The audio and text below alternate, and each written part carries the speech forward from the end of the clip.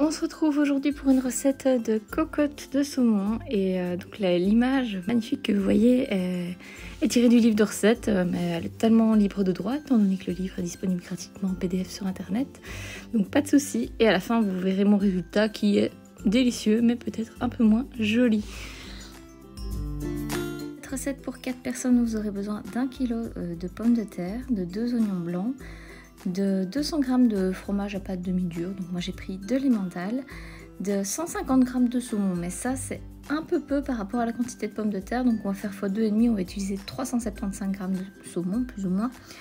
On va utiliser également 500 ml de crème, donc, je trouve que 400 c'est suffisant, et du poivre. Grâce à la mini-génie du montage, mes pommes de terre sont épluchées et j'ai sorti mon Ultra Pro, donc la cocotte tupperware de 2 litres, ainsi que ma Mando Junior. Vous voyez, elle est bloquée, donc aucun risque de se couper. Et je vais la mettre en épaisseur 2. Donc ça, c'est pas du tout précis dans la recette, c'est moi qui ai décidé, on va dire ça, histoire d'avoir quelque chose d'assez fin, mais pas trop épais. Alors je pique ma pomme de terre avec le bouchon, vous voyez. Et alors ça c'est très pratique parce que pour le coup c'est juste impossible de se couper avec cette méthode. Donc voilà l'épaisseur des pommes de terre que j'obtiens, moi ça me semble assez correct. Et donc je continue, donc ça va très vite et toujours sans danger. Donc je peux très bien parler à quelqu'un, regarder la télé, lire quelque chose pendant que je suis en train de couper avec ma mandoline. Je risque pas de me couper les doigts, donc ça c'est vraiment très chouette.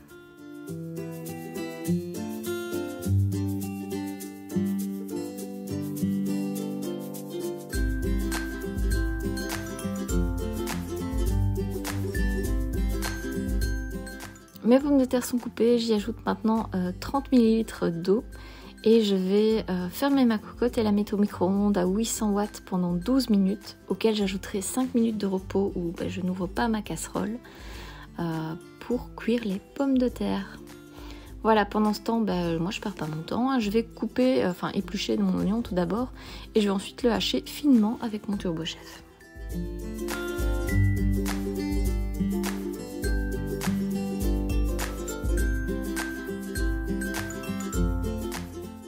Alors j'avoue que j'aime bien ne pas accélérer les vidéos où j'utilise le turbo chef, ou du moins ce passage-là de la vidéo, tout simplement parce que, vous voyez, en quelques instants, finalement, ça dure quelques secondes, j'obtiens quelque chose de super haché, on pleure pas, on n'a pas les mains qui sentent l'oignon, ça nous a pris 30 secondes et on a un résultat super. Moi je suis toujours aussi fan. Alors pour ceux qui commencent à me connaître, vous le savez, moi je suis pas adepte du fromage qui est râpé au magasin. Donc j'ai mon emmental ici en bloc que je vais râper avec mon fidèle moulin à fromage.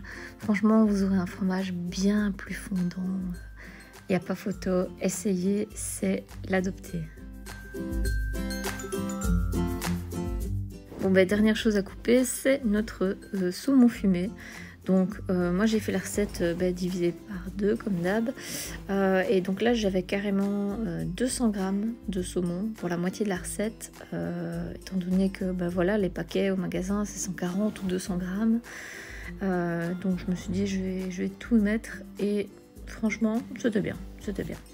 Donc là je mets dans un bol à mélanger, vous voyez, tout mon saumon, voilà, je le fais glisser plus ou moins délicatement dans le bol.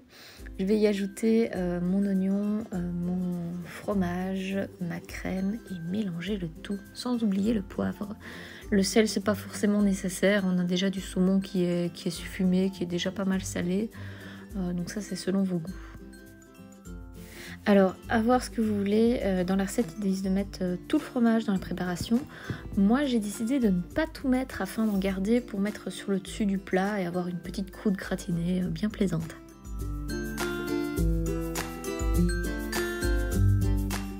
Profite de ce petit blanc pour vous dire de vous abonner à ma chaîne. N'hésitez pas à appuyer sur la petite cloche si vous voulez une notification dès qu'une nouvelle vidéo sort. Ça c'est super pratique. En attendant, voilà, ça y est, mes pommes de terre sont cuites. Voilà. Alors normalement il faut les égoutter. Moi j'avais quasi rien à égoutter, mais je l'ai fait quand même. Ce qui est chouette c'est qu'elles sont pas trop cassantes. On n'a plus qu'à verser notre préparation dans le plat. On n'en perd pas une miette. Alors je dois vous dire qu'à cette étape, ça sent déjà hyper fort le saumon. Donc déjà là, moi j'avais déjà envie de manger parce que j'adore le saumon.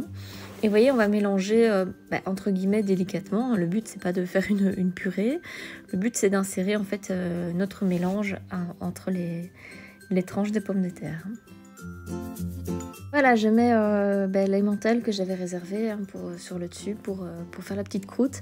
Je vais refermer l'Ultra Pro et le mettre 20 minutes au four préchauffé à 210 degrés.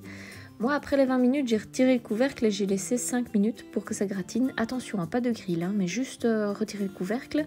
Et voilà le résultat, donc plutôt sympa, franchement, j'aime bien. Donc voici ce que ça donne dans l'assiette, donc accompagné d'une petite salade vraiment très sympa.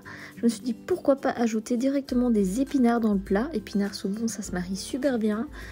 J'essayerai pas pour vous, je déteste les épinards, mais n'hésitez pas à me faire des retours en commentaire si vous essayez ou si vous essayez même la recette basique que j'ai fait.